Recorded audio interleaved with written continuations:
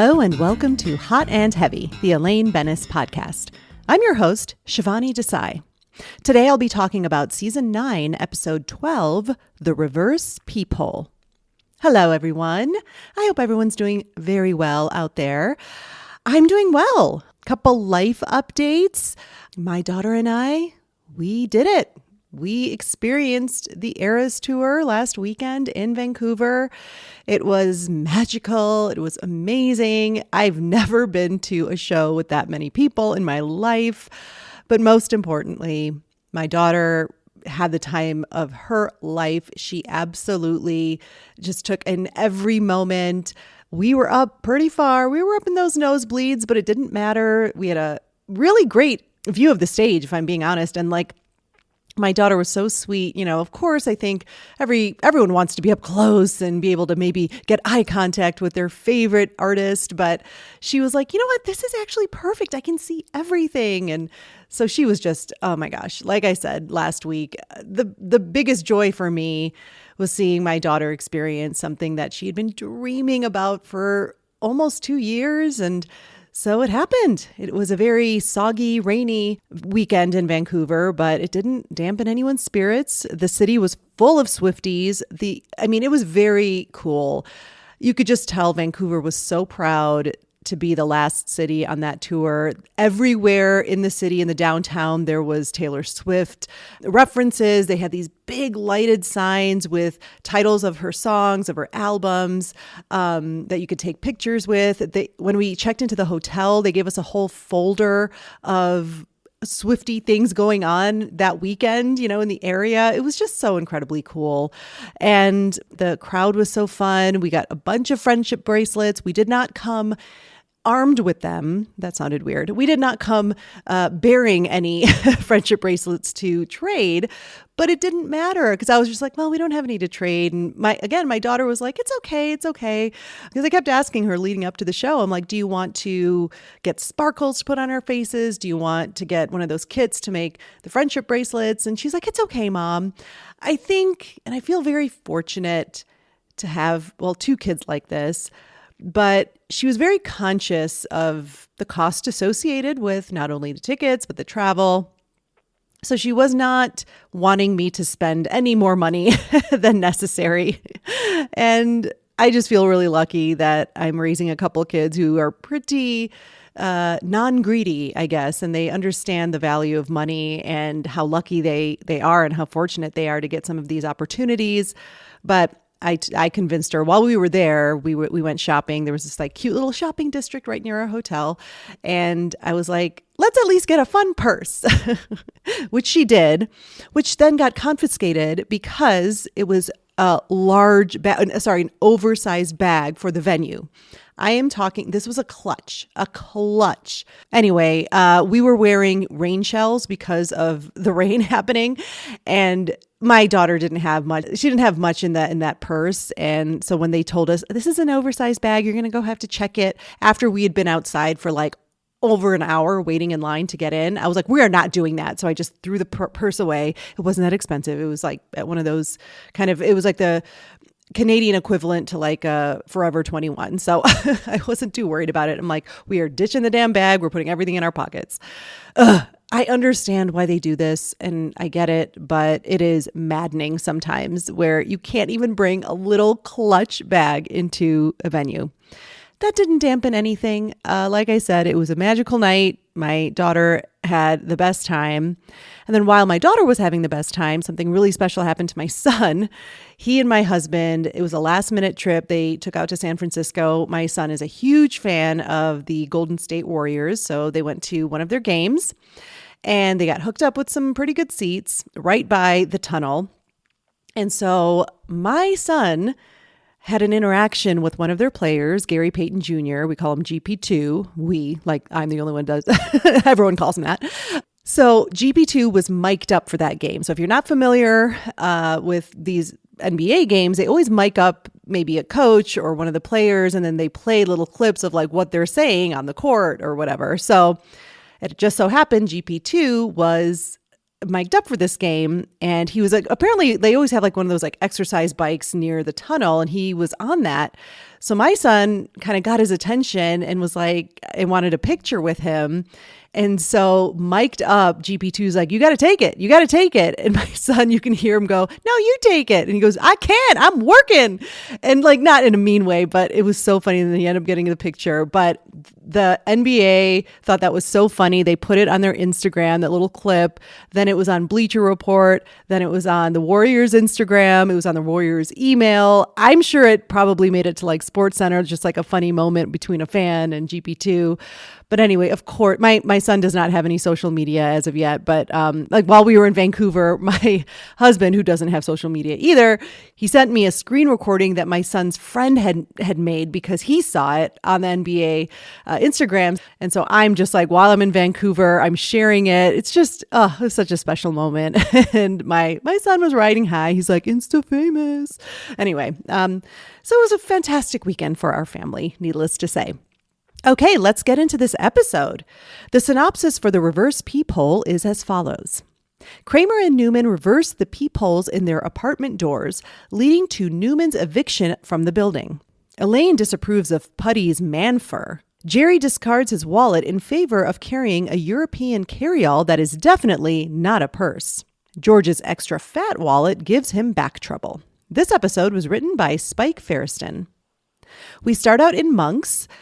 Elaine is sitting there by herself, and the waitress brings her her plate of food, and she tells her to be careful because the plate's very hot. Well, what's the first thing Elaine does is she touches the plate, and she's like, ow. The waitress is like, why'd you do that? I just told you it was hot. I just wanted to know what your idea of hot was. I like how Elaine's kind of caught in that moment.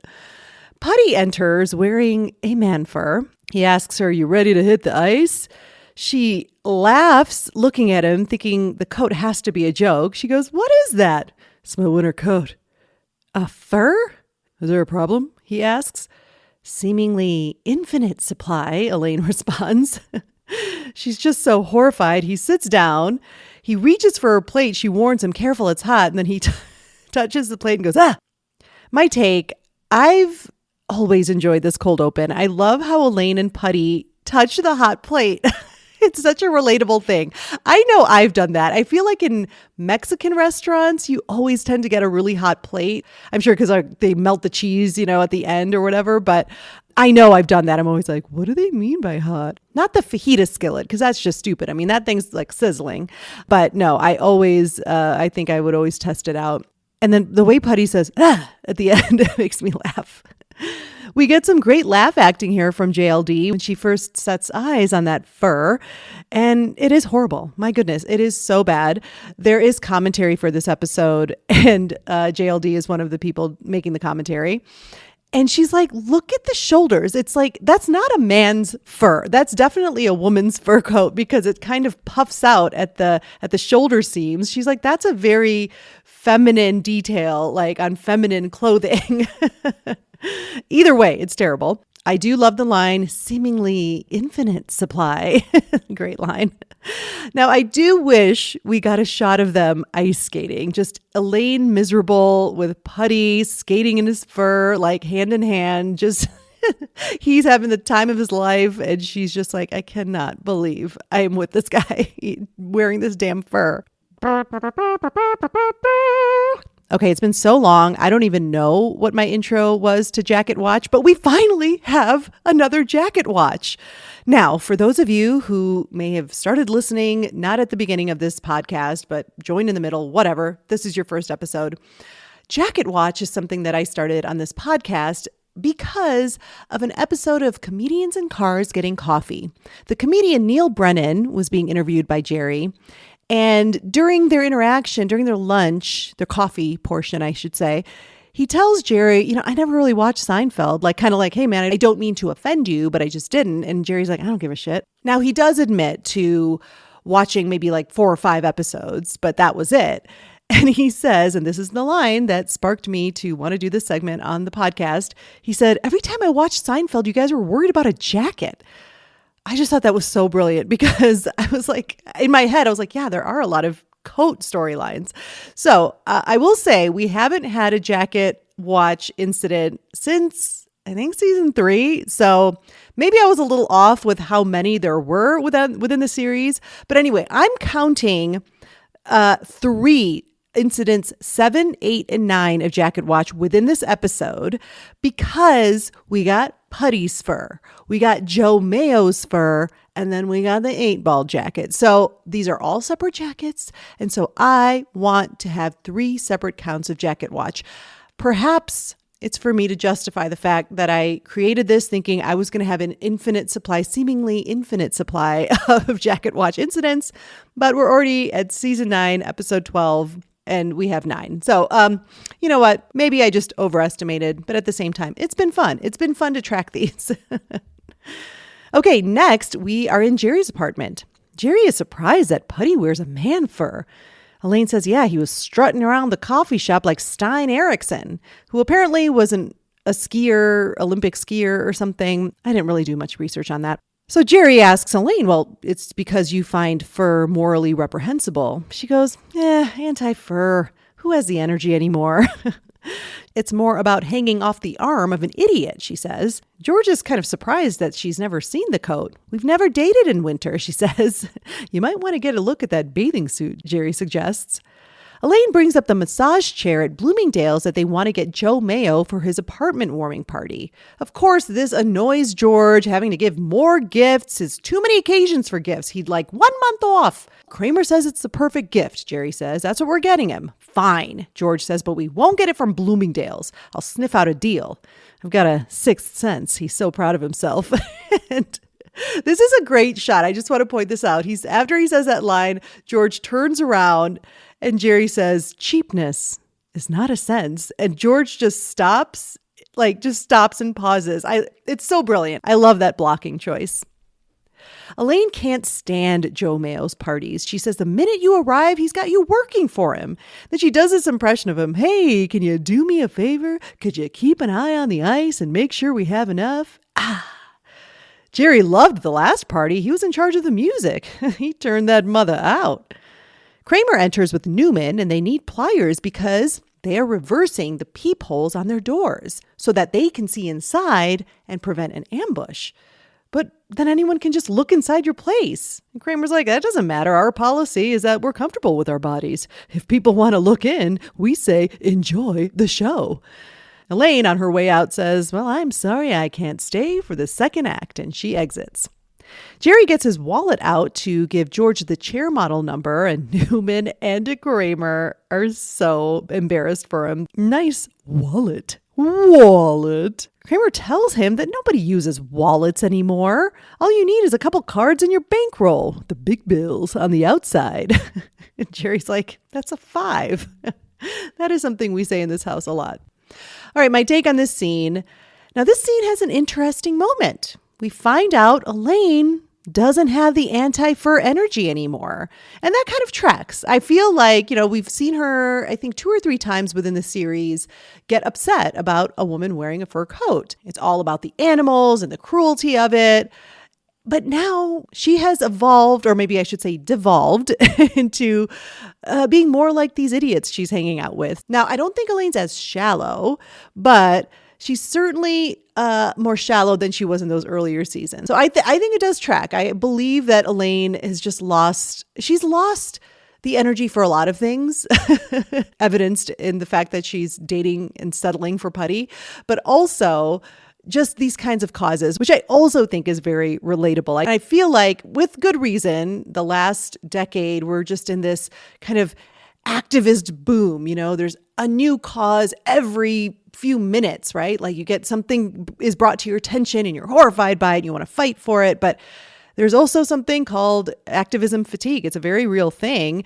I've been involved in a couple of groups here for causes that I believe in. And some of these people who just kind of breathe this stuff day in and day out, they'll kind of go off the grid for like a couple months sometimes because they just have the fatigue of believing in a cause and fighting for a cause, especially when there's like a big blow to it and, they're not making progress or not making the progress at the rate that they want to make it. So yeah, that's a very real thing. I know that's not exactly what's going on here with Elaine and the fur, but I just thought that was an interesting moment. We learned this about Elaine. She just, whatever, fur, it's not a big deal. It's just the fact that he looks like such an idiot and I'm going to be seen with him. I love her impression of Joe Mayo, which we don't really know is such a great impression until later on, and we see the actual Joe Mayo, but man, it is pretty spot on. And nice touch, I wanted to say this, nice touch that Elaine is massaging her feet. Now, she and Puddy had just gone skating and her feet hurt. It's just little details like this, guys, makes shows better. It's just that, they're thinking these things through. All right, next we're in the hallway. Kramer is changing his peephole while the super, Silvio, comes up and asks what he's doing. And Silvio's a little put out. He's like, you need my permission. I'm the super. Kramer says, okay, fine. He'll put it back. But then Silvio says, it's okay. So Kramer's relieved. He's like, good, because Newman and I, Silvio interrupts when he hears that Newman is also reversing his peephole. He walks away. I deal with him. Ba, ba, ba, ba, ba. Boom, ba-dum, boom, boom. Boom, boom, boom. We have a Gilmore Girls Seinfeld connection. The actor who plays Silvio is John Polito, and he appeared on 2 episodes of Gilmore Girls in seasons 2 and 3. He played Pete, who I believe owned the pizza parlor in Stars Hollow, and also the father in Kirk's film. All you fans will know what that means. Just real quick, during the commentary when he appeared for the first time, they all were like, he's an interesting guy. He's interesting. And Patrick Warburton, who's also doing commentary, he didn't really interact with this actor. So he was just like, okay, well, someone's got to explain that. They were all like, he was just an interesting guy. Like, I have a feeling maybe he was not the most fun to work with or something, but they were just kind of like, he was interesting. They kept going back to that word. Okay, next we are in Monks. George shows Jerry the same chair in a newspaper ad for $60 cheaper, but the store's in Delaware, so I'll have them overnight it. Jerry has to admit, maybe cheapness is a sense. Jerry has made the life transition of no wallet. He's like, I really do like this. It's more comfortable. George is so against it. He says, important things go in a case, and he pulls out his enormous wallet.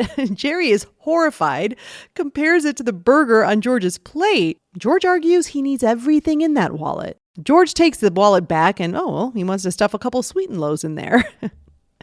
Next, we're back in the hallway. Newman approaches Kramer's door, looks in the peephole, and we see his point of view. Kramer is scratching his bare chest with a back scratcher. Interesting. He answers the door, and Newman says he's been evicted because of the reverse peephole. Kramer offers to go talk to Silvio with him, but Newman's like, well, you better put some clothes on first. So Kramer goes back in to change, and pervert Newman, goes back to the peephole to enjoy the show. Next, we're at Joe Mayo's party. Jerry is still raving about the no wallet thing. A man carries a wallet. Well, George opposing this whole thing really boosts Jerry's belief in not carrying a wallet. Joe Mayo approaches and he's all cheesy. He's giving them their jobs. George is in charge of answering the phone in case anyone needs directions. Turns to Jerry. Jerry's like, music? He's like, no, can you stay by my fish tank and make sure no one taps on the glass? Jerry's like, well, I can do that and the music. No, don't worry about the music. Just have fun. Jerry's kind of disappointed. He was ready to get jiggy with it. Elaine and Puddy arrive, Puddy all furry. I believe you know Dr. Zaius. Jerry asks, notice anything different about my pants? She looks him over and's like, anyway, George, did you get the chair? No, he doesn't have it yet. So we're giving him nothing? Well, I brought a picture of the chair. Did you at least get him a card? I thought we'd all sign the picture. So George. And sorry, dudes, but it's just a very dude thing to do. I think a lot of men would make this same mistake. I'm a little embarrassed about this, but I just made the connection while watching the episode for the podcast. I never understood why Jerry keeps asking people, what do you think about my pants? It's because he doesn't have a wallet in the pocket, I guess. I was like, I never got that. I was like, is there something we missed? Is there something deleted that we didn't see or some dialogue? No, I'm like, duh. It's because he's so proud that like his pants are smoother without the wallet in it. Just made that connection, guys. Almost 30 years after this episode came out. Joe Mayo comes up, he greets Elaine and tells her that she's in charge of the coats. Oh, fantastic. Piles all the coats into her arms, including Puddy's man fur right on top, and off she goes. He asks Puddy if he can make sure no one puts any drinks on my sound system. Sure thing, Joe Mayo. We cut to Jerry talking to a woman. How do you like my pants? She says, nice. He looks at George. It's working. She starts tapping on the glass of the fish tank. Don't tap on the glass, Jerry tells her. The phone rings and George answers it. Joe Mayo's apartment. Puddy's looking around and then he yells at this guy. Hey, cocktail off the speaker. And fun fact, that man who puts his cocktail on the speaker is the real Joe Mayo.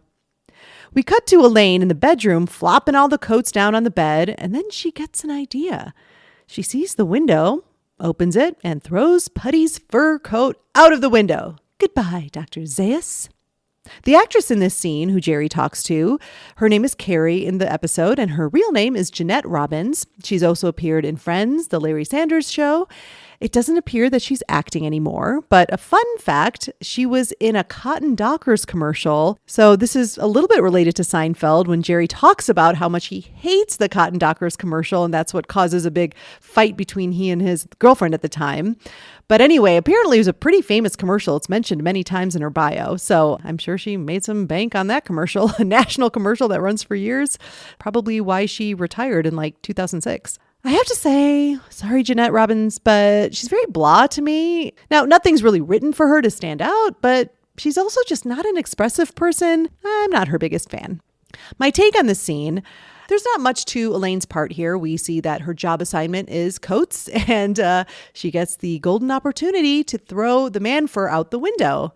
Man, that is ruthless. Also, what is with Elaine and throwing things out the window? First George's toupee and now Puddy's coat. It's just her way of like getting rid of things she hates. I do like that little series of showing everyone doing their party jobs. It's very fun. Jerry's don't tap on the glass, George answering the phone, Puddy reprimanding the real Joe Mayo about his cocktail. And every time, he yells so loud. Hey! Oh, it gets me every time. And the fact that Puddy is like standing like a security guard, that is also very Puddy and very funny. Next, we're in Jerry's apartment. Kramer has brought Silvio to Jerry's to talk about the whole Newman situation.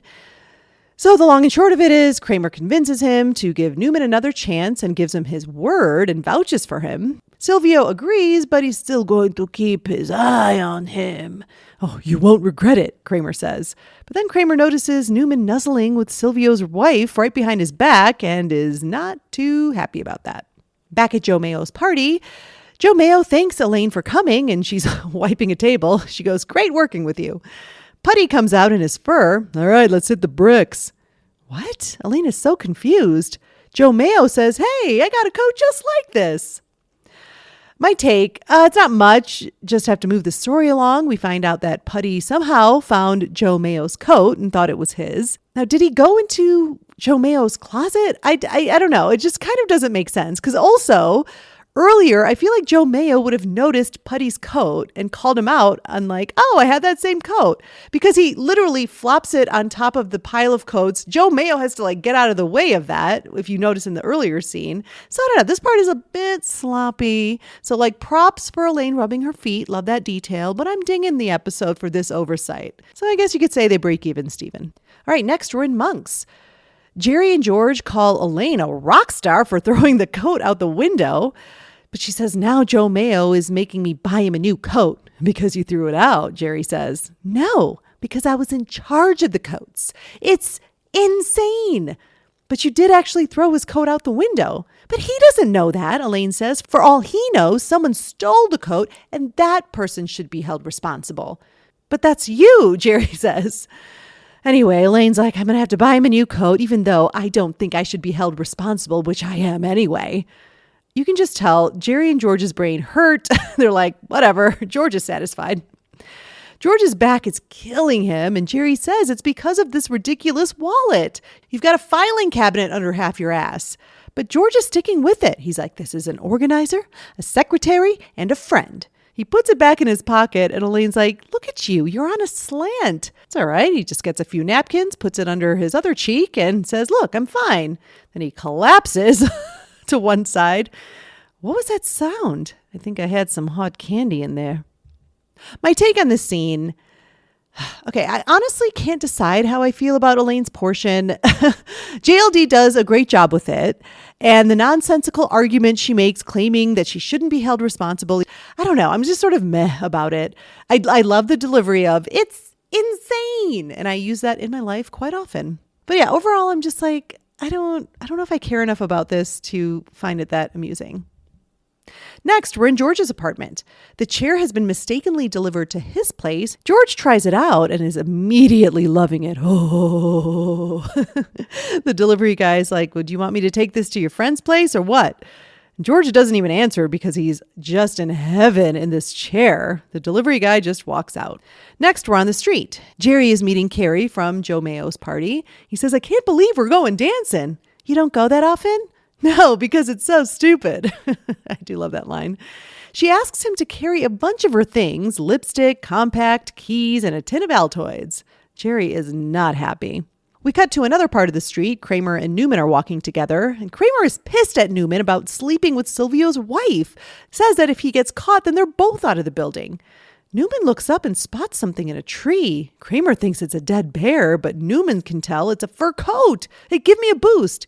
Then he climbs that tree like a pro. "Where did you learn to climb like that?" "The Pacific Northwest."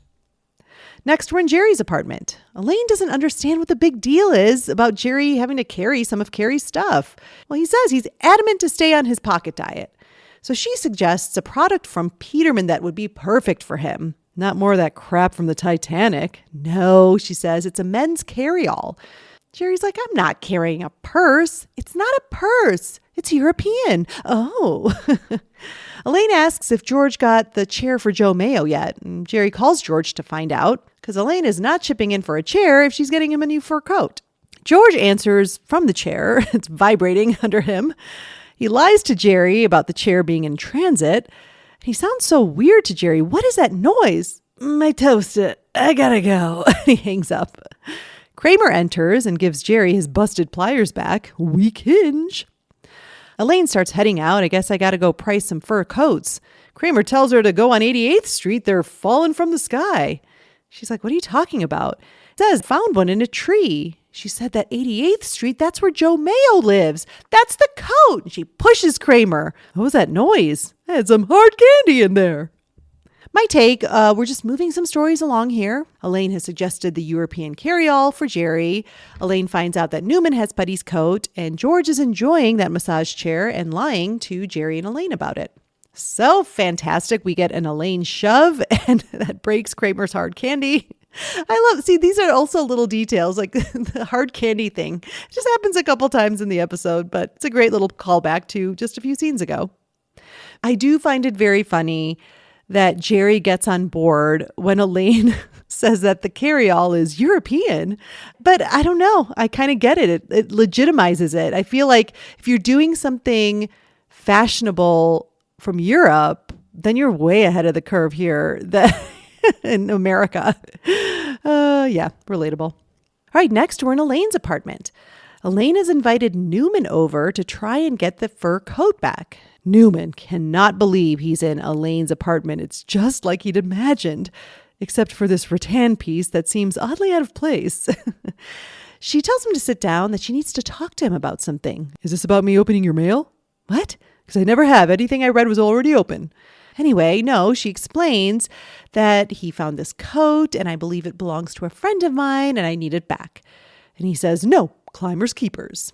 Elaine kind of turns away and takes a pause, deep breath, and goes back in very close to Newman. She tells him how flattered she is by the feelings he has about her. "You know, of all the men I've known, you're the only one who's held down a steady job for several years." Newman's a little concerned. "Don't you have a boyfriend, a big, burly, athletic boyfriend?" She's like, "Oh, him? Don't worry about him. He's cool." "Oh, how I've dreamed of this moment." But then he turns away. His heart belongs to Silvio's wife, Svetlana, and I gave the fur to her. "Okay, we're done here," Elaine says. And Newman keeps rambling on about his forbidden love. And she's like, "That's enough. Okay, you can go." My take, this is okay. It's interesting. I'm learning as I do this podcast that I'm really not a fan of Newman's involvement in things for the most part. Sometimes I do like it. I think the plot where he helps Kramer talk to Pam, I really do like that. It really is nothing against Wayne Knight and his portrayal of Newman, because I think it's absolutely perfect. But there's just something, whenever there's a Newman plot, I don't know, it just doesn't do it for me. And I'm learning this as I'm watching this whole series again for the podcast. JLD and he do have good rapport in this scene. It's a fine scene. It's nothing great. It's nothing terrible.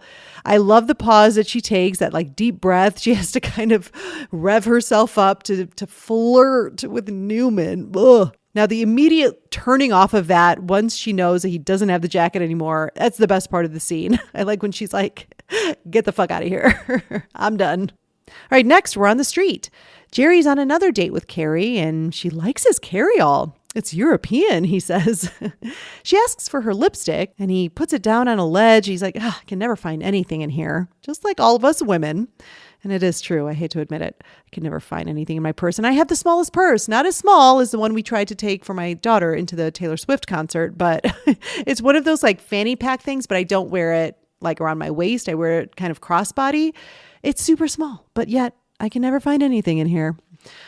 Anyway, he gives her the lipstick and he says, man, that Joe Mayo throws the worst parties. What was your job? She says her job was to keep Jerry away from the music. What? He doesn't like my taste in music? I guess not. You should have been there last year, he says. I got jiggy with it. Like, could you sound more white, Jerry? Next, we're at Kramer's door. Silvio pounds on Kramer's door. Kramer tries to ignore him, but he's like, I can see you through the reverse peephole.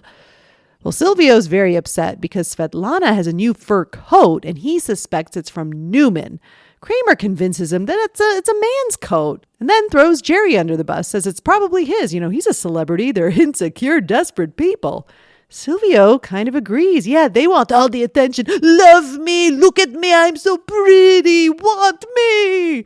And he does something that's kind of hard to do. He out-weirds Kramer. Kramer's like, yeah, something like that. Next, we're in Jerry's apartment. Kramer tells him he has to wear the fur in front of Silvio, otherwise he and Newman will be thrown out of the building.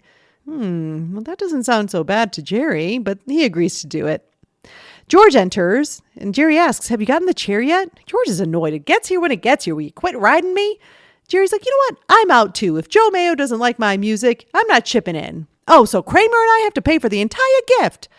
Well, Kramer comes up and he doesn't even know who Joe Mayo is. He's like, I think you guys are making this up.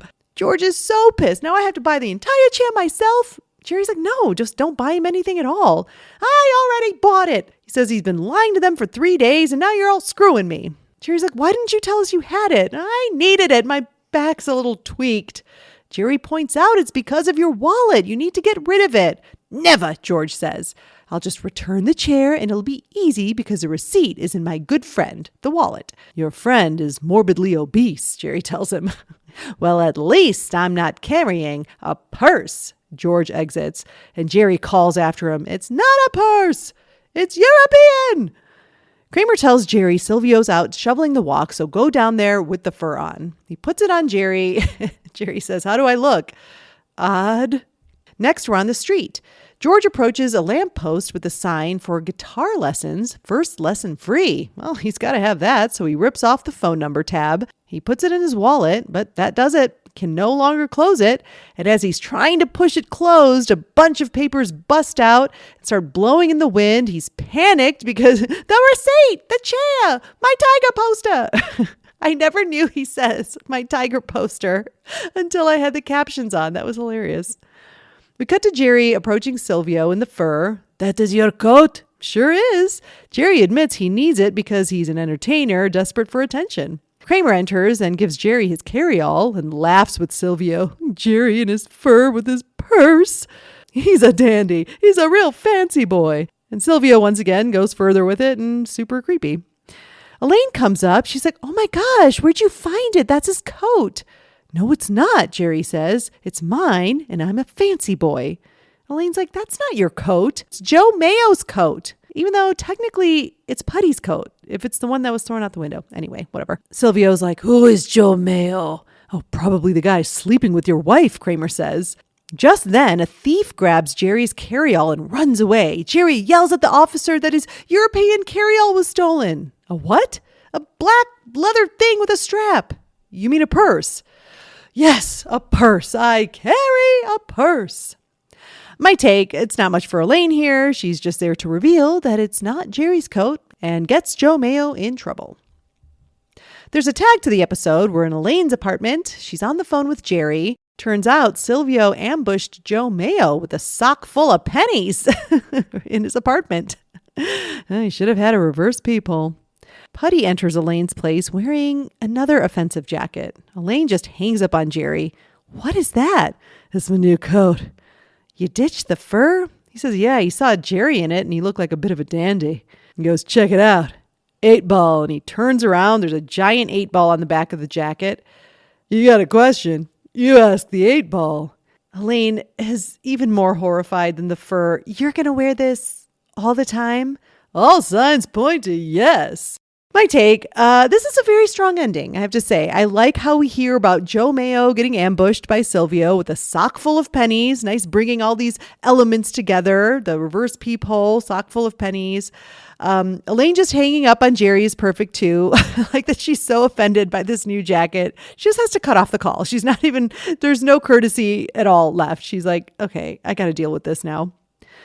Patrick Warburton's performance and his physicality in this jacket, I mean, I wish he was wearing the 8-ball jacket the whole time. I mean, there's something like, it's almost like his spine is made of like jelly. He just keeps like going side to side with his shoulders. Oh my God, I love it so much.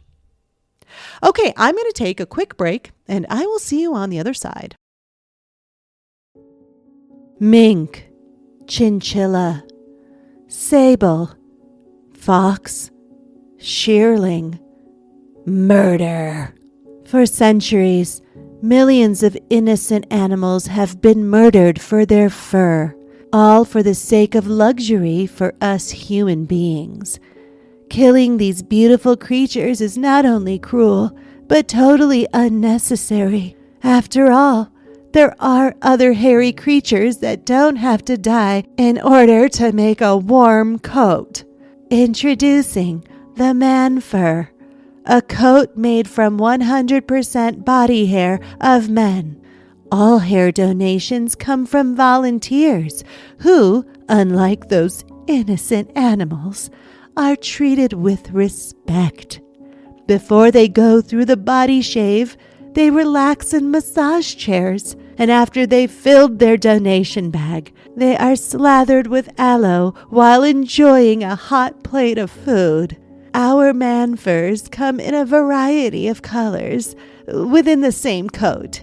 You see, each coat is made from the hair of 40 men, some blonde, some brunette, red, gray, whatever they have. And I know what you're thinking. The man furs are not all short and curly. We treat all the hair with the conditioning process before constructing the coat. You won't believe how soft and silky we can get those wiry locks. Visit our website, bitofadandy.fur, and choose the perfect man fur for you or someone you love. Be sure to visit the celebrity page. That's right. Some of the hairiest men in Hollywood and professional sports have donated their manscapes for our cause. For a little bit more money, you could be ensconced in the luscious body hair of Pete Sampras, Tom Selleck, or Paul Stanley. The man fur. Furs from people. And we're back. Now, I mentioned that the commentary had JLD in it, and it was pretty funny. I think they were really enjoying the episode. It was JLD, George Costanza, Jason Alexander, Patrick Warburton, and I think the writer, Spike Feresten, yes. Anyway, I just wanted to mention this one part because I thought it was interesting, and I loved how she knew this right away. So that line that Elaine says at the table with Jerry, has George bought that chair for Joe Mayo yet? JLD's like, that was me trying to find the line. I know I did not know the line and I was searching for it in the moment. She's like, I can totally tell. I just thought that was really funny. There was a deleted scene. So it's basically an extension of the tag where Puddy comes in with his 8-ball. Anyway, after he says all signs point to yes, Elaine gets a knock on the door and it's Newman. He comes over ready for a fun time with Elaine if Puddy's still cool and he's got a whole thing of sangria in his hand. She's like, just give me a second. She closes the door. We see Newman in the hallway and then all of a sudden she throws Puddy out into the hallway and takes the sangria. So that was it. It wasn't great. I think they cut it off at the totally correct time. Okay, now let's move on to Greg's sack lunch. Greg is our most dedicated contributor, and every week he sends us a sack full of his thoughts. So this week, about the reverse peephole, his overall thoughts, he says, this episode is filled with a lot of ridiculousness, but I'm here for it. From George's wallet to Kramer's peephole to Puddy's man fur, every part of this cracks me up. Okay, I have to admit, Greg, I'm a little surprised. I wasn't sure you were going to like this episode. And I'll get more into my thoughts in a little bit. But okay, we've set the stage for this sack. You like the episode. Next in his sack, I find favorite scenes and Elaine moments. He says, Elaine's best moments are dealing with Puddy and his fur. I love the whole opening when she laughs at him as he comes into the diner wearing it. And later when Jerry asks if it's because she's morally opposed to it. And she says, anti-fur. I mean, who has the energy anymore? Yes, I do like this plot for Elaine. I do like it. Would Puddy wear a man fur? He's such a dud character that you would think, no, he wouldn't be edgy enough to like have a man fur. But I don't know why. I don't have a problem believing this at all about him. And I don't have a problem believing Elaine's like, this needs to end. And I'm going to any length to make sure he does not wear this jacket anymore. Next, Greg says, I really love the scene where Elaine tries to flirt with Numi to get the coat back. It's fun to see JLD play off Wayne Knight one-on-one.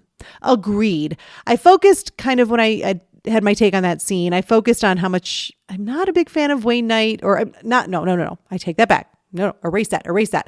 I'm not a fan of the Newman involvement in plots, but big fan of Wayne Knight. But you're totally right, Greg. The rapport between the two of them is great. And yeah, the little Numi is great. Flirty Elaine is flawless. Yeah, JLD is a master at that. Greg goes on to say, while not an Elaine moment, I crack up when Jerry is looking for the lipstick in his European carry-all and he stops and says, I can never find anything in here. His delivery of it is spot on. Totally. Yeah, big props to Jerry Seinfeld. It's totally spot on. Next in Greg's sack is his scene swap idea. He says, we get a lot of the four intermingling, but I would have liked a little more of Elaine with George. It would have been funny for her to try and find something for him to use in lieu of the fat wallet. Jerry is ping-ponging between all three, and it would have been funnier for Elaine to go through the things in George's wallet and show him a variety of options that Peterman makes. That's interesting. That is interesting. I had a different take on what I would have swapped out and swapped in, but who doesn't love more Elaine and George? Benestanza moments are the best moments in this show. So I agree that could have been really funny if George relented and said, okay, fine, I will look into it because this wallet is too big. I do like how stubborn George is about his wallet. I like it. Again, George is so insecure. And so I think he tries to hold on to whatever scraps of masculinity he can pull off. And I know a wallet, it's like, is that masculine? But to him it is. A man carries a wallet. So I just think that's so important to him that he would never be caught dead with a European carry-all. And Jerry is definitely a bit more secure. And he's not so worried about appearing like a man. So I think they kind of made the right choice there. Oh, it was kind of a smaller sack. Thank you so much, Greg, for your thoughts. We love them so much. And now it's time to close Greg's sack lunch. All right, now on to my favorite Elaine moments. I love her impression of Joe Mayo. I think that's really funny. And I like how we see it before we see Joe Mayo. And then once we see him, we're like, dang, Elaine, that was a spot on impression.